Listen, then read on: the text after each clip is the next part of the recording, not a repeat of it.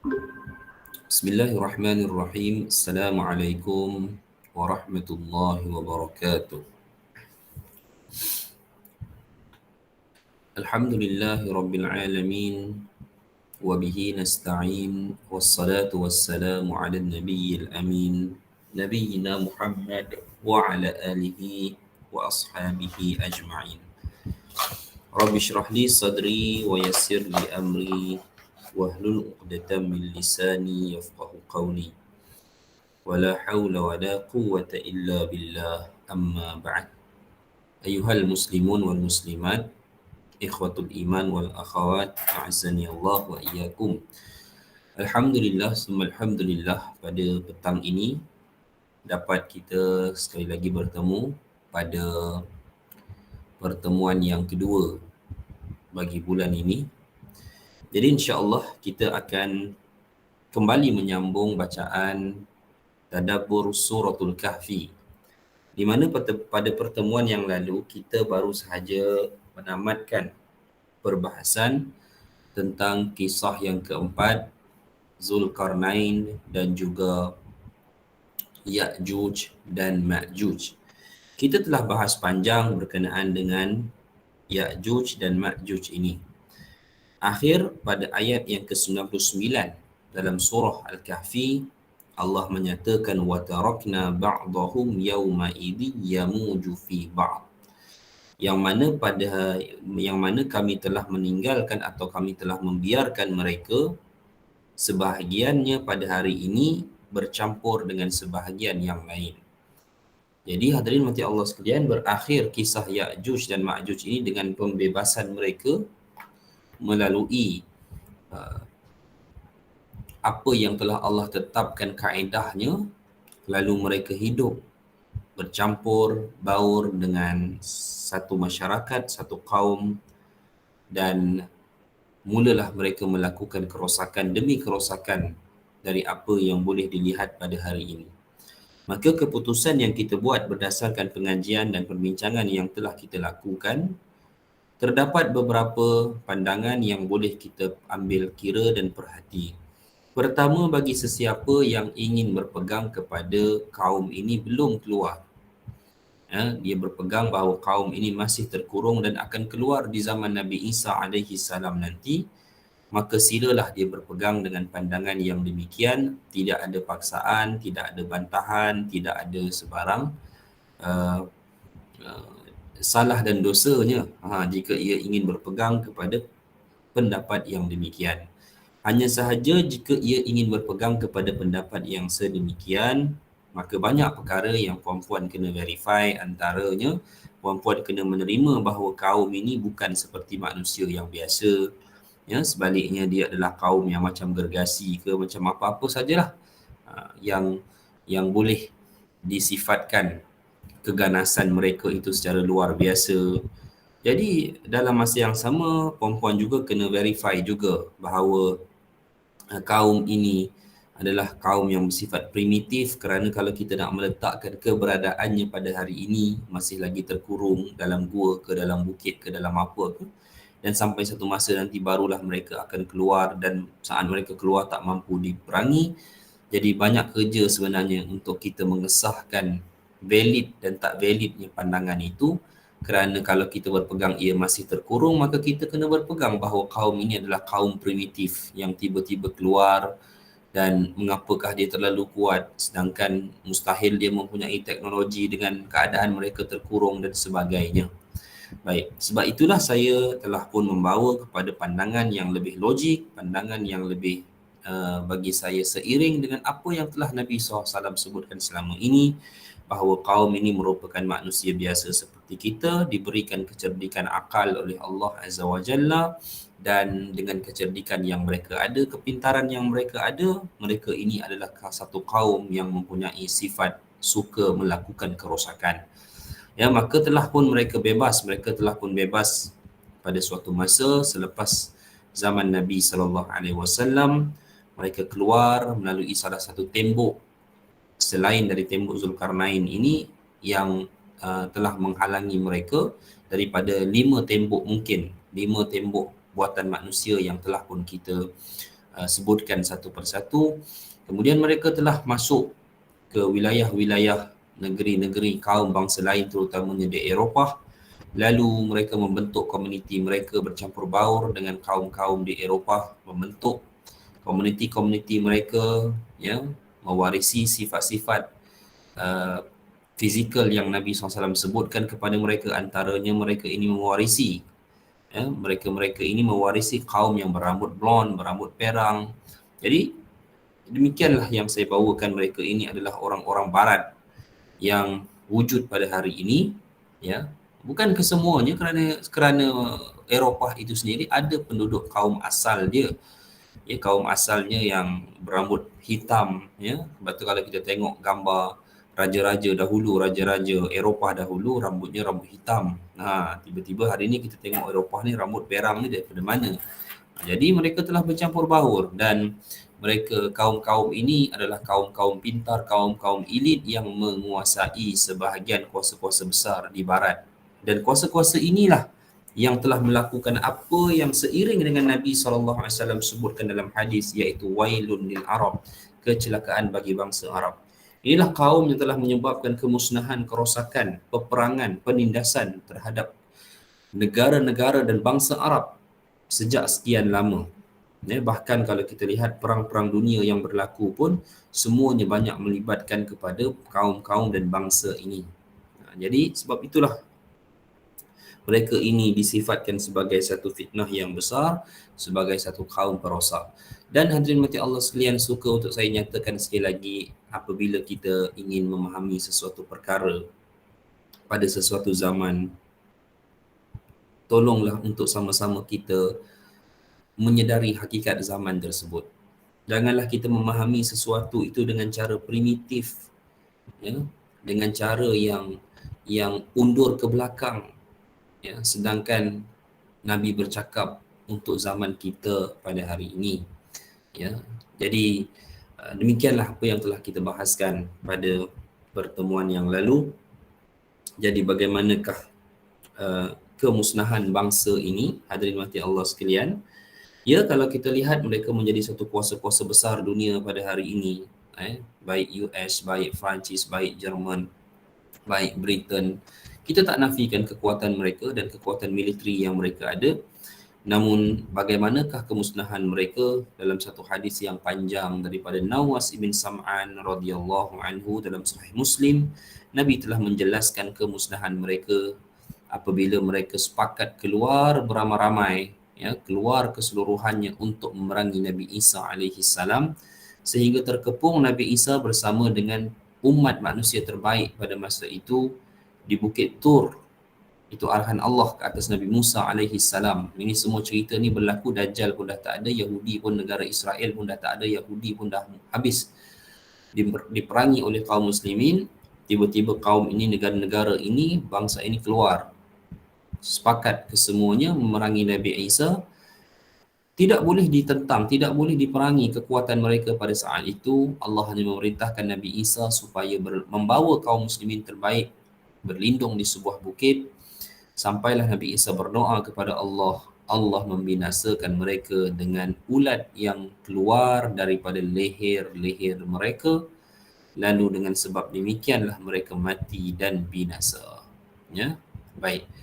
Jadi hadirin mati Allah sekalian, ya, apa yang telah kita bahaskan mengenaan dengan Ya'juj dan Ma'juj ini merupakan salah satu daripada tanda-tanda keesaan Allah Azza wa Jalla. Dalam kisah ini terdapat seorang raja, Zulkarnain, isyarat bahawa kemarahan ataupun kerosakan yang dibuat oleh kaum ini mampu disekat sekiranya kaum muslimin mempunyai seorang pemerintah, seorang penguasa yang kalau bukan seperti Zulkarnain pun tetapi mirip ataupun bersifat seperti mana sifat Zulkarnain. Yang pentingnya keimanan bagi seseorang penguasa atau pemerintah kaum muslimin itu, sejauh mana ia mampu membawa keadaan kaum muslimin menolak segala tekanan-tekanan dan tawaran-tawaran janji hujan dan janji bulan dan bintang daripada puak-puak mereka ini, ya, kerana mereka menginginkan kita mengikuti mereka. dengan cara pelbagai keadaan dan cara. Jadi kalau pemimpin kaum muslimin pada masa itu merupakan seorang yang kuat, ya, seorang yang imannya tinggi, maka mereka ini akan menyelamatkan kita semua daripada kelompok bangsa-bangsa perosak Ya'juj dan Ma'juj ini. Baik hadirin mati Allah sekalian. Dengan demikian tamatlah 4 kisah dalam suratul Kahfi. Bermula dengan kisah pemuda Al-Kahfi. Lalu hadirin mati Allah sekalian, kisah 2 orang pemuda dengan salah seorangnya mempunyai 2 buah kebun. Kemudian kisah yang ketiga, perjalanan Musa dan Khidir alaihissalam. Dan yang keempat, kisah Zulkarnain bersama dengan Ya'juj dan Ma'juj. Lengkaplah 4 fitnah.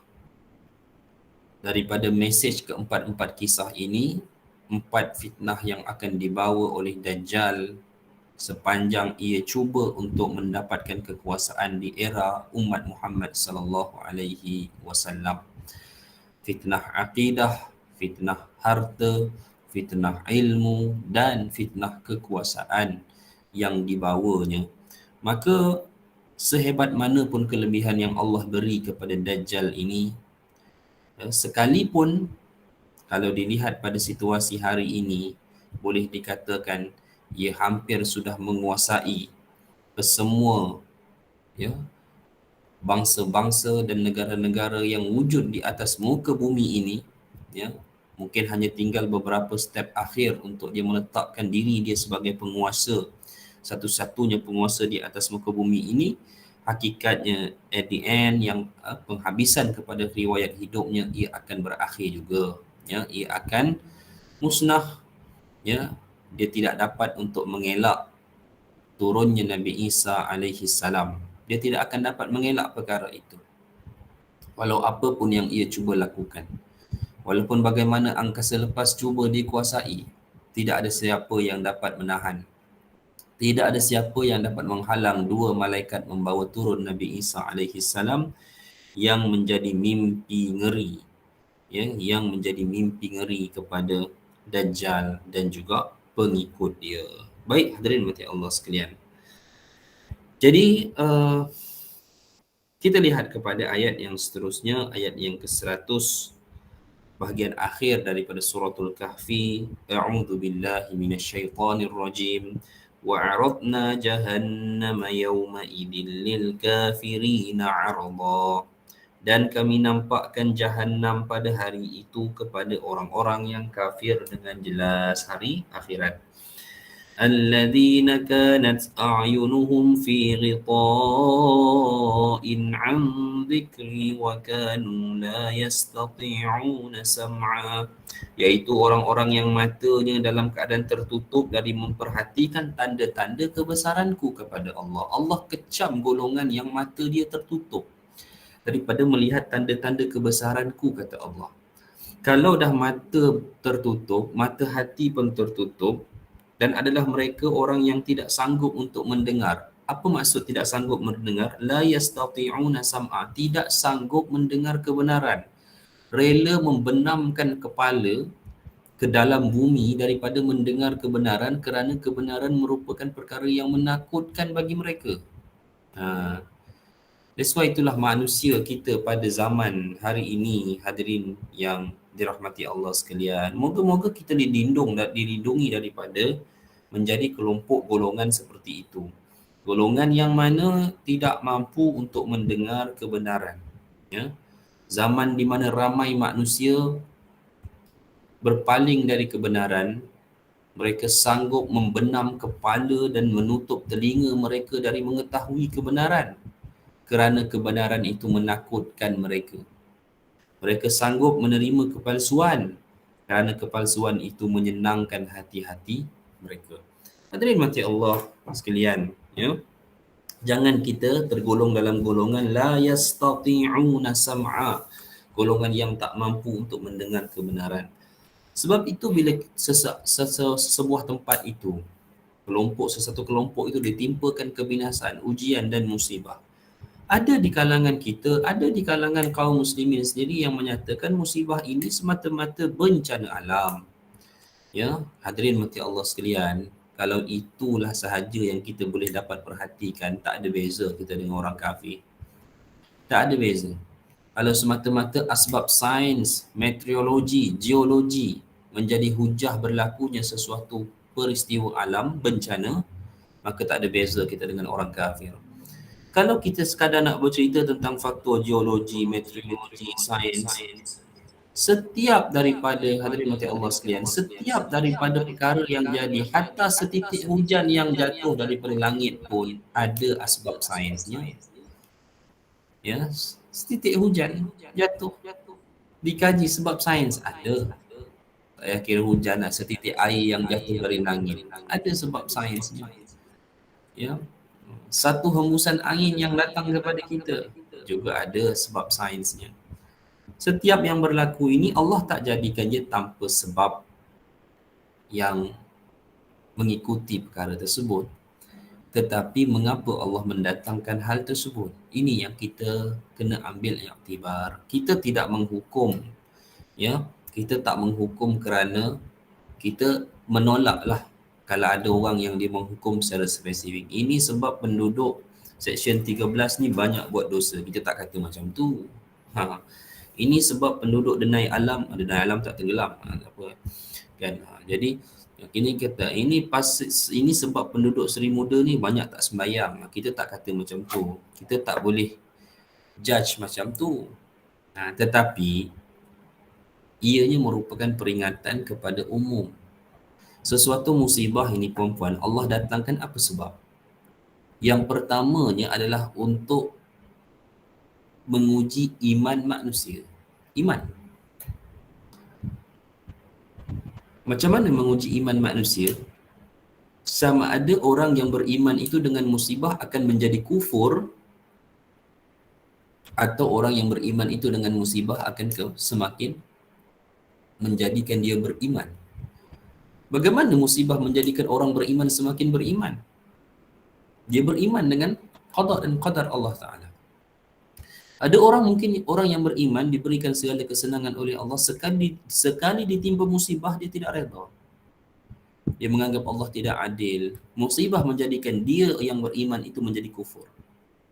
Ada orang yang ditimpa musibah, dia beriman dan semakin beriman. Kan? Contoh, rumahnya hilang. Orang lain rumah masuk air, masuk lumpur, dia orang lain lumpur masuk rumah, dia rumah masuk lumpur. Maksudnya rumah hilang terus, musnah terus.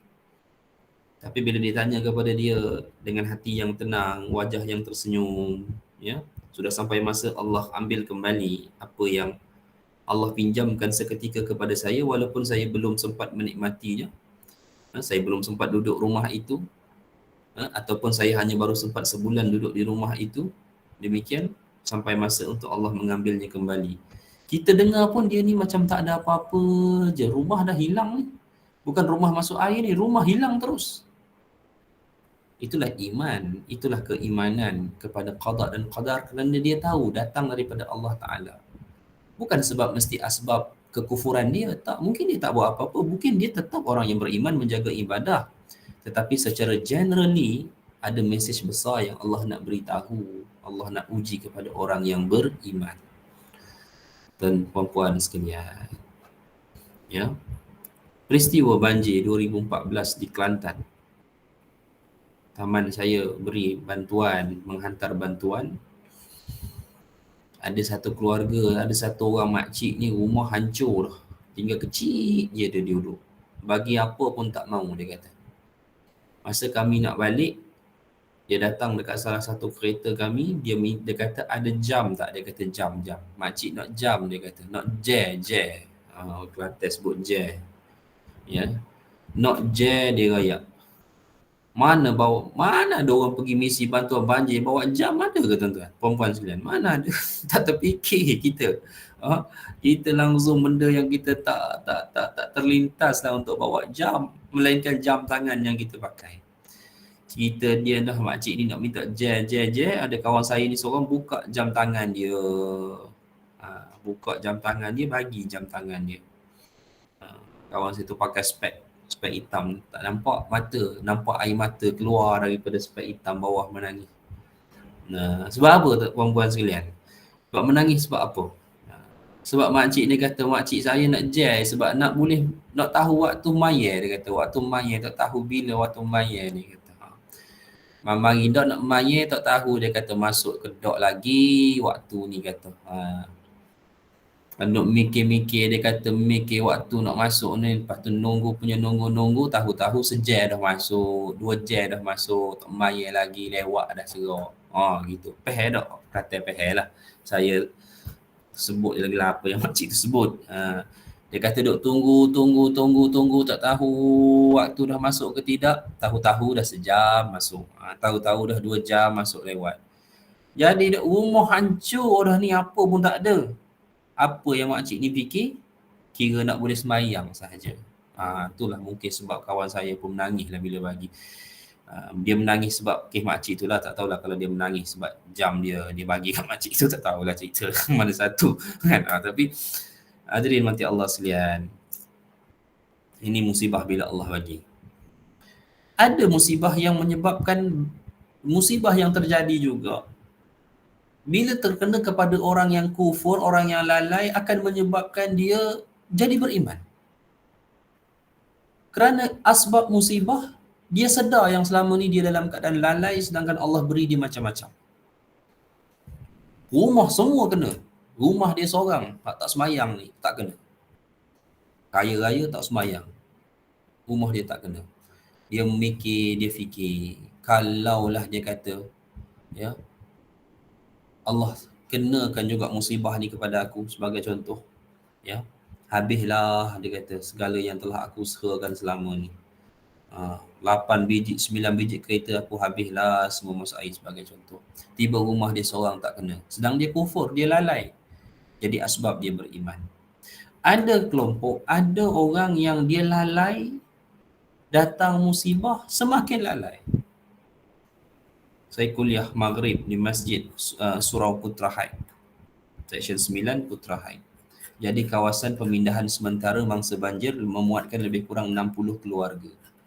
Habis kuliah, solat isyak, saya pergi bilik air sekejap, nak pergi buang air apa semua, ambil wuduk, nak masuk semayang. Masa tu semayang telah, solat jemaah telah berjalan rakaat yang pertama.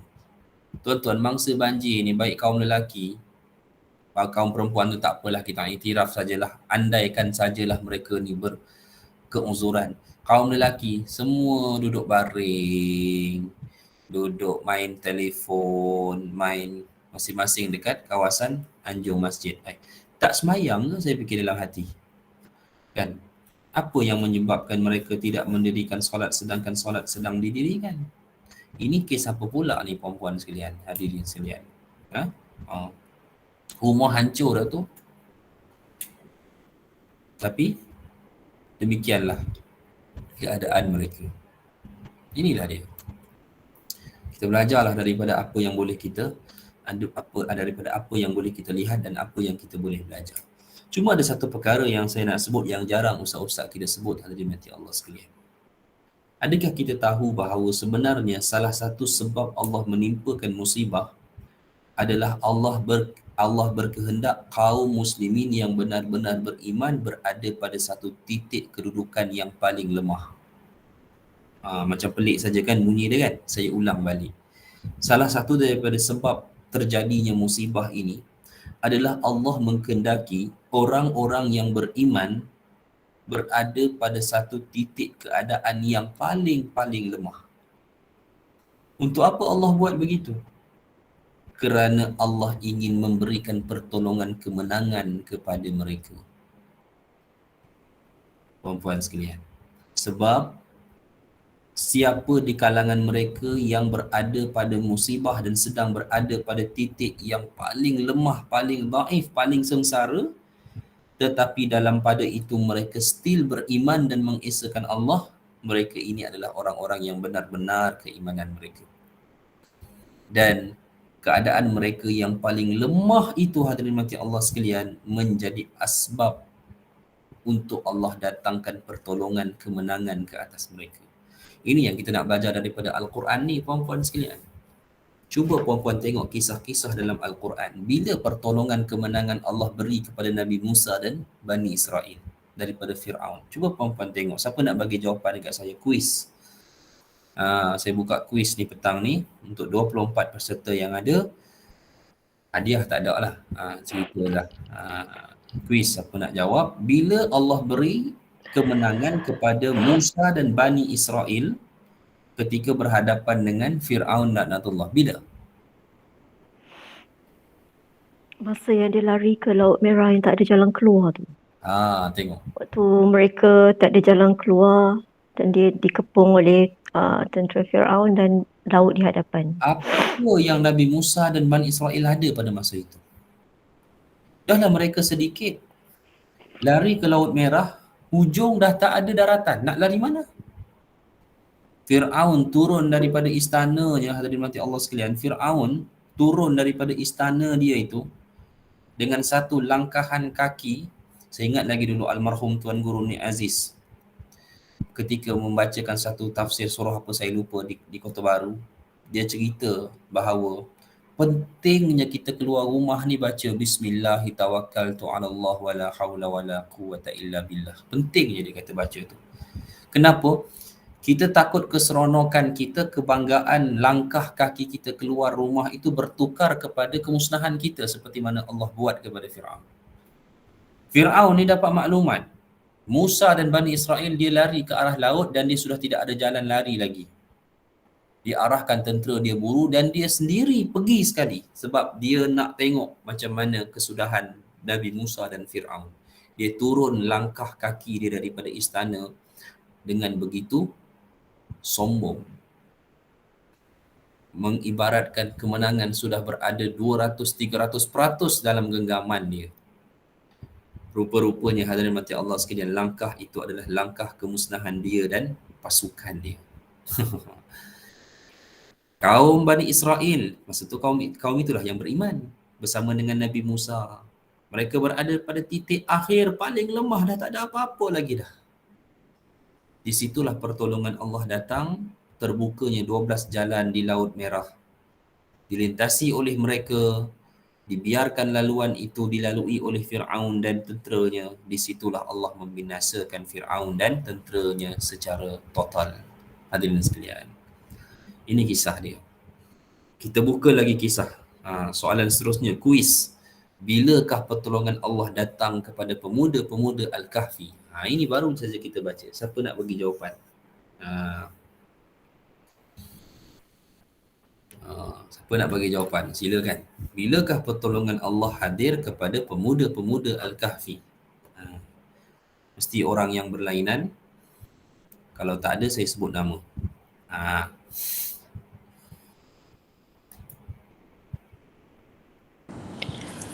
Dengan membiarkan mereka tidur semasa pemerintahan raja yang zalim dan jaga setelah ketiadaan raja tu.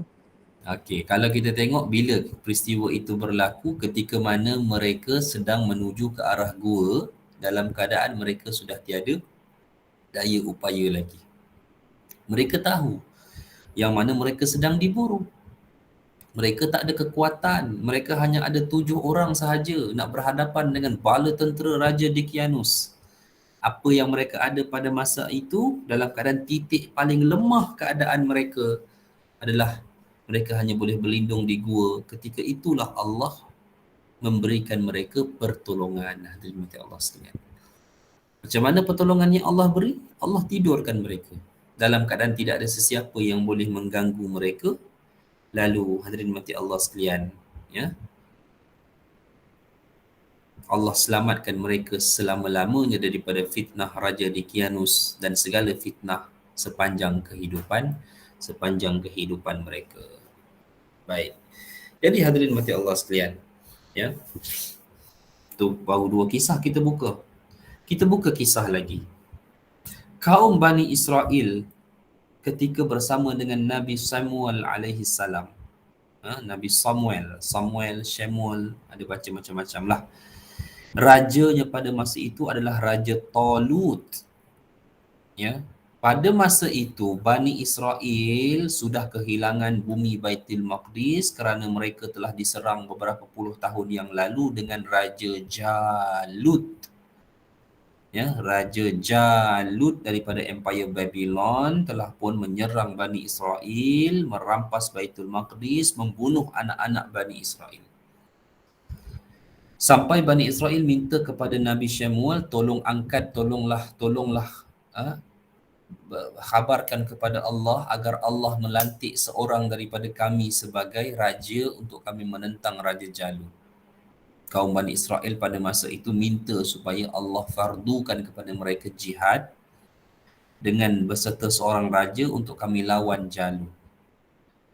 Innallaha qad ba'asa Taluta malika. Allah angkat Raja Talut yang merupakan seorang miskin pengembala kambing untuk menjadi raja Bani Israel menentang kerajaan Jalut dan tenteranya. Apa jadi, puan-puan sekalian? Majoriti Bani Israel refuse, tolak, tidak mahu berperang kerana mereka tak setuju dengan pilihan Allah mengangkat Talut sebagai raja. Apa pergi angkat orang miskin ini, kata mereka. Jadi seramai-ramai Bani Israel itu akhirnya tinggal berapa orang sahaja yang sanggup untuk berperang. Ketika Talut membawa Bani Israel untuk berhadapan dengan Jalut, innallaha mubtaliikum binahar. Allah menguji mereka dengan sebatang sungai. Kata Talut, faman syariba minhu falaisa minni. Siapa yang minum dari sungai itu nanti, kata Talut kepada Bani Israel, dia bukan dari kalangan aku. Siapa wa man lam yat'amhu fa innahu minni illa man ightarafa ghurfatan biyadih. Siapa yang minum hanya seteguk, ya, atau dia tak minum pun langsung daripada sungai itu, maka dia daripada kalangan aku. Apa jadi, puan-puan sekalian? Fasyaribu minhu illa qalilan minhum. Majoriti tentera Talut minum. Tinggal berapa tentera Talut? Tinggal kelompok kecil yang akhirnya berhadapan dengan bala tentera Jalut. Walamma barazu li Jalut wa junudih, sampailah situasi titik keadaan mereka yang paling lemah. Mereka tinggal kelompok kecil berhadapan dengan Jalut dan bala tenteranya. Apa yang mereka ada? Tak ada apa. Mereka hanya ada Rabbana afriq alaina sabran. Mereka hanya ada perkataan itu, wahai Tuhan kami, limpahkan kami dengan kesabaran. Wathabbit aqdamana, tetapkan kaki-kaki kami. Wansurna 'alal qaumil kafirin, bantu kami atas golongan kafir. Itulah titik lemah mereka. Mereka berdoa kepada Allah. Apa hasilnya, tuan-tuan, puan-puan sekalian? Fahazamuhum biiznillah. Akhirnya tentera Jalut dapat dikalahkan dan Jalut itu sendiri akhirnya terbunuh di tangan tentera Talut. Nampak tak? Pertolongan Allah datang dalam keadaan yang paling lemah. Hatta, puan-puan sekalian, kita dah panjang bicara tentang akhir zaman. Saya nak muatkan satu hadis tentang apa yang berlaku di Syam pada hari ini. Syria mengalami musim sejuk yang melampau. Ramai daripada mereka yang memberikan bantuan di sana menyatakan ini adalah tahun paling derita yang pernah mereka saksikan sejak 10 tahun yang lalu. Sejak 2011 konflik di Syria. Syam ni Allah uji, hadirin mati Allah sekalian, dengan ujian yang berat. Syria sudah 10 tahun, Palestin sudah lebih 70 tahun tidak kunjung selesai. Penindasan, pengusiran, pembunuhan dan sebagainya. Puan-puan sekalian, ada salah satu asbab lain juga sebenarnya apabila Allah Azza wa Jalla ini memberikan musibah kepada sesuatu kelompok, kaum, negeri, negara, bangsa, wilayah. Antara sebabnya adalah kerana Allah ingin menyelamatkan wilayah itu dari kerosakan. Atau Allah ingin penduduknya selamat daripada kerosakan yang berterusan. Maka Allah datangkan ujian. Peristiwa tsunami Aceh yang berlaku pada 26 Disember 2004 itu adalah peristiwa yang boleh dikatakan menamatkan konflik besar antara Gerakan Aceh Merdeka dan Tentera Nasional Indonesia. Saya pergi ke sana tahun 2008. Aceh masa tu ramai anak yatim. 200,000 orang mangsa yang terbunuh dalam peristiwa tsunami itu, 600,000 kehilangan harta benda tempat tinggal secara total. Rumah anak yatim tu kami pergi pada masa tu, saya pergi rumah anak yatim. Ada 2. Jumpalah anak-anak yatim di sana. Darjah 4, darjah 5, 10 tahun, 11 tahun, sembang dengan mereka. Mau jadi apa adik nanti besar? Cita-citanya apa? Mau jadi apa? Cita-cita saya mau ke Malaysia, dia kata. Cita-citanya mau ke Malaysia, jawapan dia. Oh, kenapa mau ke Malaysia? Dia boleh jawab, kalau datang ke Malaysia itu sudah dikira satu kejayaan. Oh, tu dia. Kita duduk Malaysia pening kepala. Dia cita-citanya, ingatkan nak jadi apa? Nak kerja GLC ke? Nak jadi apa ke? Rupanya cita-cita dia nak datang ke Malaysia. Tu cerita dululah. Saya datang 2008, lama dah. Muda lagi saya masa tu. Hadirin mati Allah sekalian, konflik itu, musibah itu menamatkan konflik berterusan. Pertempuran sesama kaum muslimin, pembunuhan sesama kaum muslimin yang berakhir dengan Aceh diberikan beberapa hak autonomi mereka. Okey, hadirin mati Allah sekalian. Syam ni kalau tuan-tuan tengok, ujian semakin berat, semakin berat, semakin berat. Siapa daripada kalangan penduduk mereka yang masih mengekalkan keimanan mereka, mengesakan Allah, mereka ini adalah orang-orang yang benar keimanan mereka setelah diuji oleh Allah Ta'ala. Tahun demi tahun, bulan demi bulan, hari demi hari, hidup semakin sengsara. Dalam satu hadis riwayat Al-Hakim daripada Ali bin Abi Talib, keadaan penduduk Syam ini akan berterusan sehingga Allah menurunkan hujan lebat yang akan membanjirkan penduduk Syam. Mereka berada dalam keadaan yang paling titik, yang paling sengsara. Ada sebahagian syarahan kata hujan betul. Seperti mana yang memang sejak daripada tahun lalu, hujan memang kerap turun di Syria dan menenggelamkan penempatan-penempatan kamp mereka, kamp-kamp pelarian mereka. Ya, ada yang menyatakan hujan tu bukan hakiki tetapi hujan yang berat sehingga menenggelamkan mereka. Mereka duduk pada satu sudut kelemasan kehidupan yang amat sangat. Tak ada apa-apa sehingga Nabi kata lau qatalatumus sa'alib la ghalabathum, kalaulah sepasukan serigala sekalipun datang menyerang mereka, serigala itu akan menang. Betapa lemahnya penduduk Syam pada masa itu. Tetapi hadirin mati Allah sekalian, pada saat mereka lemah begitulah, ya hadirin sekalian, pada saat mereka berada dalam kedudukan yang paling lemah begitulah akhirnya summa yab'asullahu inda dhalik rajulan min itratir rasul sallallahu alaihi wasallam. Pada sudut mereka berada pada kedudukan yang paling lemah itu, belum terjadi lagi, mungkin hampir terjadi, membenarkan apa yang Nabi bicarakan dalam hadisnya ini. Pada kedudukan itu, pada situasi itu, Allah membangkitkan seorang lelaki daripada keturunan Nabi sallallahu alaihi wasallam bersama dengan pasukannya, fisna asyara alfan in qallu wa khamsata asyara alfan in kasuru. Lelaki daripada keturunan Nabi sallallahu alaihi wasallam ini bangkit dengan tenteranya antara 12 hingga ke 15,000 orang. Tak ramai perempuan sekalian. Kita janganlah pernah mengharap kemenangan ini akan dicapai dengan pasukan yang ramai. Sia-sialah kalau kita mengharap begitu. Ya. Nabi Allah Ta'ala tidak pernah menjanjikan kemenangan dengan tentera yang ramai. Bahkan dalam hadis ini, Nabi hanya menyatakan Allah bangkitkan seorang lelaki dari keturunan Nabi, ya, daripada Syam juga lelaki ini, daripada bumi Syam juga, ya. Tak tahulah, tapi negara di Syam yang dipimpin oleh keturunan Nabi hanyalah Jordan. Seperti mana yang saya pernah sebutkan pada puan-puan, dan kebetulan Jordan ini satu negara yang memang kita nampak Allah pelihara. Macam-macam usaha dah nak menjadikan situasi dia sama macam Palestin dan juga Syria, tapi tak berjaya sehingga ke hari ini. Bangkitnya seorang lelaki dari keturunan Nabi, bawa antara 12 hingga 15,000 orang tentera. Tenteranya akan memerangi semua pasukan, kumpulan-kumpulan yang menjadi perosak, yang melakukan kezaliman di bumi Syam, dan dia akan membebaskan penduduk Syam. Dia akan membebaskan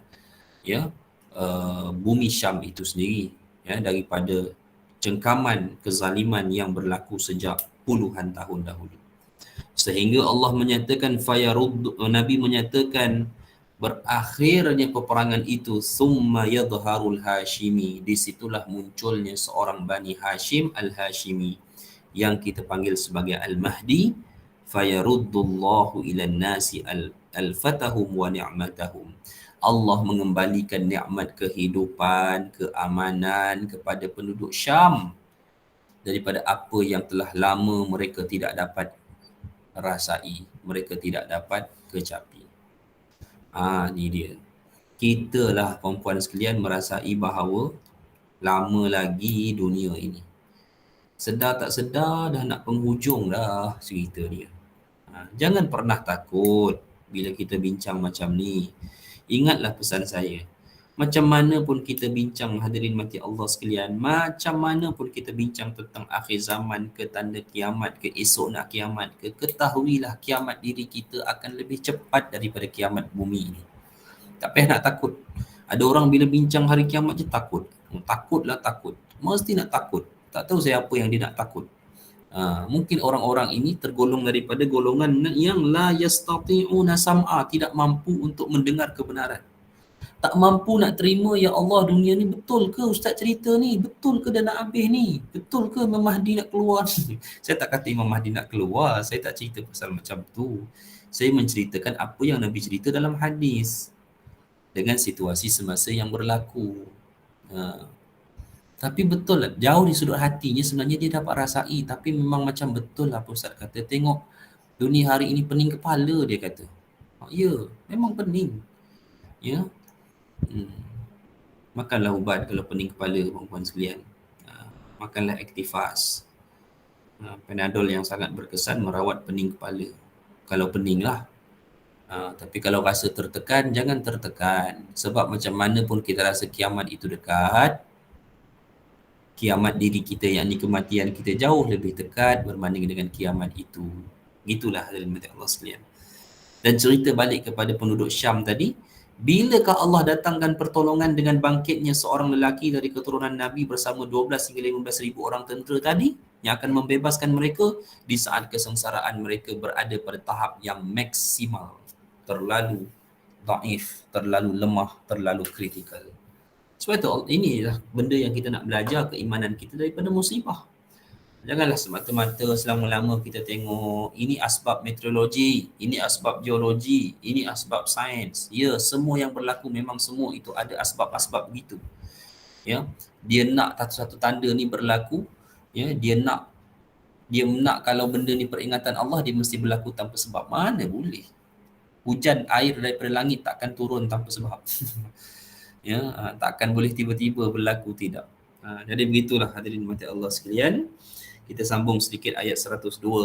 Afahasibal ladzina kafaru an yattakhidhu ibadi min duni awliya inna a'tadna jahannama lil kafirina nuzula. Maka kata Allah Ta'ala, maka apakah orang-orang kafir menyangka bahawa mereka dapat mengambil hamba-hambaku menjadi penolong selainku? Sesungguhnya kami akan menyediakan neraka Jahannam, hadirin mati Allah sekalian, ya, sebagai tempat tinggal orang-orang yang kafir. Sebut Jahannam ni apa? Rasulullah ada sebut dalam Sahih Muslim, diriwayatkan oleh Imam Muslim dalam sahihnya. Yu'ta bi jahannama yawmal qiyamati laha sab'una alfin zimamin ma'a kulli zimamin sab'una alfa malakin yajurrunaha. Cerita Jahannam ni, apa dia neraka Jahannam? Neraka Jahannam ni dia punyai 70,000 tali. Setiap pegangan terdapat 70,000 malaikat yang akan menghirit ahli dia.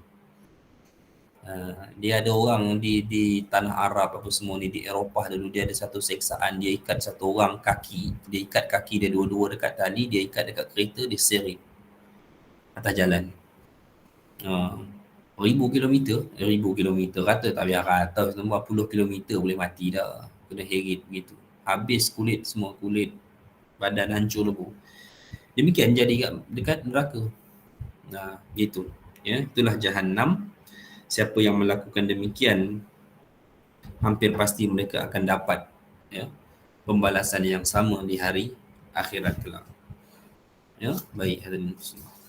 Hadirin mati Allah sekalian. Sebut pasal musibah tadi sedikitlah insya-Allah. Saya mungkin tak sambung ayat 103, kita baca pada kuliah penutup kita untuk tahun ini sebagai penutup surah Kahfi sebelum kita masuk surah baru pada tahun hadapan.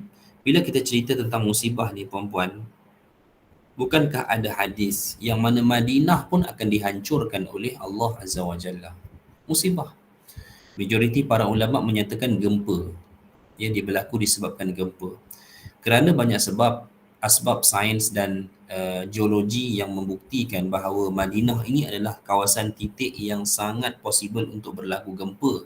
Dan seingat saya dalam 6 ke 7 tahun yang lalu pernah berlaku gegaran yang menggegarkan kota Madinah, dan itu kita boleh jumpa dalam berita-berita arus media kita melaporkan yang demikian. Madinah ni sebenarnya kawasan-kawasan bukit-bukit di sekitar kota Madinah yang pernah kita lihat ketika kita pergi haji dan umrah itu merupakan gunung-gunung berapi yang tak aktif.